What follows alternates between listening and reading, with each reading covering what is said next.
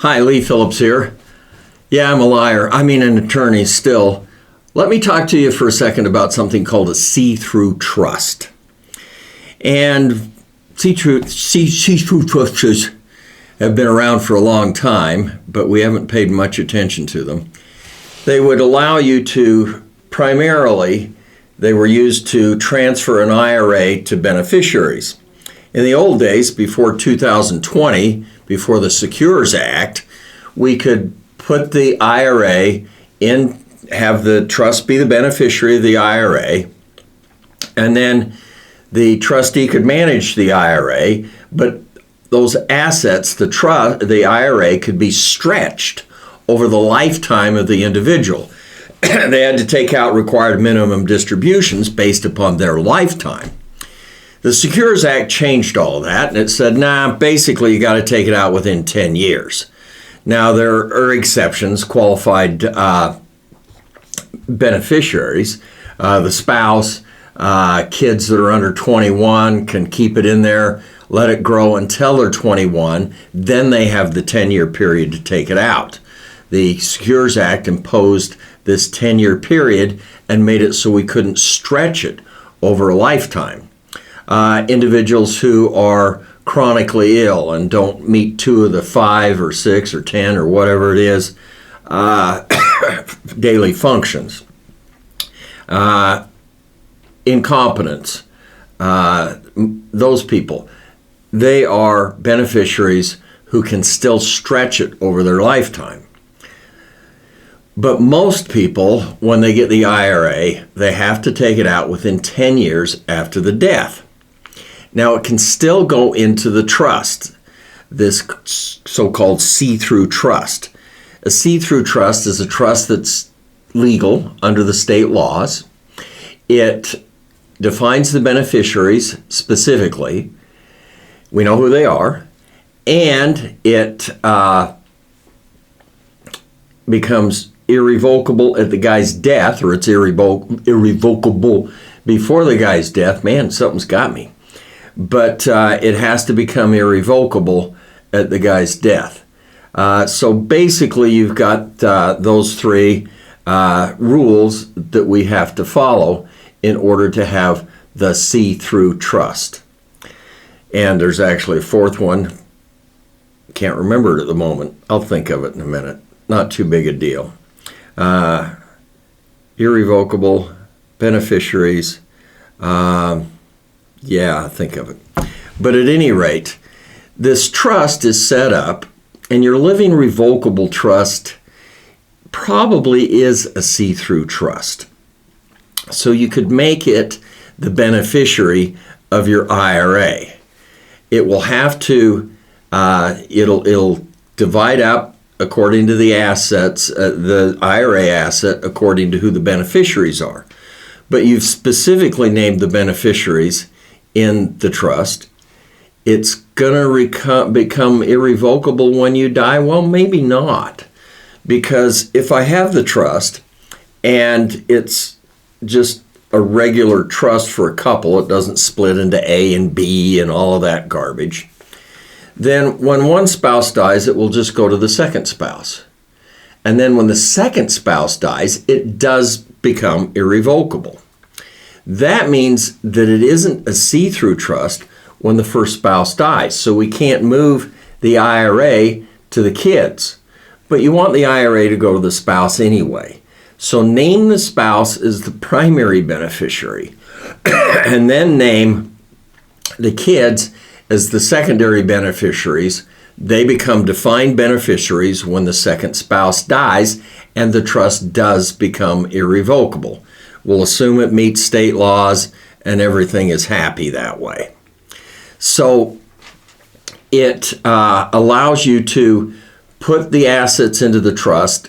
The trustee can then manage those assets. If I've got a kid who can't manage money, I don't want to give them their IRA outright. They'll spend it in 2 minutes. Actually, most people do spend the IRA in 2 minutes after dad dies, to be honest with you. The average is under a year. They spend the money. But the trustee can manage it. They do have to pay out required minimum distributions. based upon the life expectancy of the beneficiary. And they have to meter the money out. Now, all of the money has to be metered out within 10 years. That means if it's $1 million IRA and I've got 3 kids, they each get $333,000. So that money has to be metered out during the 10 years, or it could all be paid out at the end of the 10 years. But then I've got a $300,000 income tax bill at the end of 3 years. That's not happy. It's not a good situation one way or the other, I'll be honest with you. The see-through trust can be considered 2 different types of trusts. One is a conduit trust, which means that the assets conduit through the trust and are paid out basically immediately or as the trustee meters it out to the beneficiaries. It's taxed to the beneficiaries. The other one is an accumulation trust, which in my mind is an idiotic thing to do because, well, they say that trustee can accumulate the required minimum distributions. They don't have to pay them out to the beneficiary. Yeah, that's true. However, at $15,000-ish, plus or minus, it goes up a little each year with cost of living. But at $15,000, the trust is paying taxes at 37%, highest tax bracket. So I really don't want to ever have money accumulated in a trust. So we're going to use a see-through trust. You're probably going to call it a conduit trust because we're going to make it so everything passes through. Your living revocable trust is a conduit trust. Not really. We don't refer to it that way. But it says that it's going to pay all of the income out at least annually to the beneficiaries. That's so it doesn't accumulate the income and have to pay tax on it at the 37%. So you're going to have your trust, your conduit trust, and it will allow the trustee to manage. The beneficiary, the benefit of it is if I have a beneficiary who's incompetent or they die, if they're actually named as beneficiary on the actual IRA documents, if they die, the bank, the manager of the IRA doesn't know what to do. Whereas if it's a trust, it doesn't matter if the beneficiaries die or what happens, because the trust is going to say, when this kid dies, his kids get his share. That sort of thing. So it would help if they died, if one of the beneficiaries died. Otherwise, the bank's going to hold the whole thing. They're not going to pay anything out because they don't know what to do. And so they just sit on it. But it has to be paid out within 10 years, so they can't sit on it forever.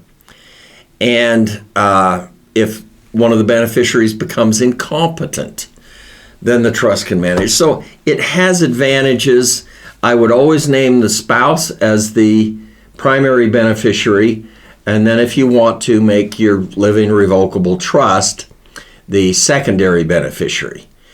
If it doesn't qualify as a conduit or an accumulation trust, a see-through trust, then it can still receive the assets from the IRA.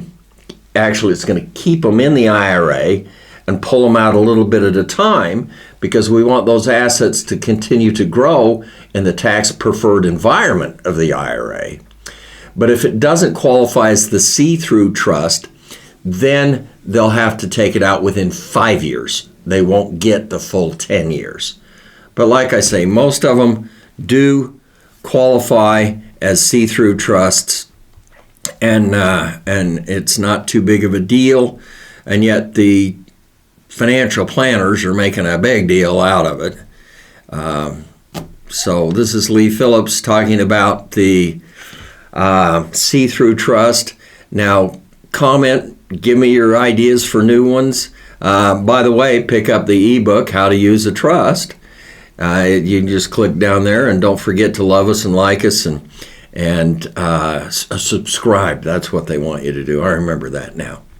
So Lee Phillips talking about see-through trusts.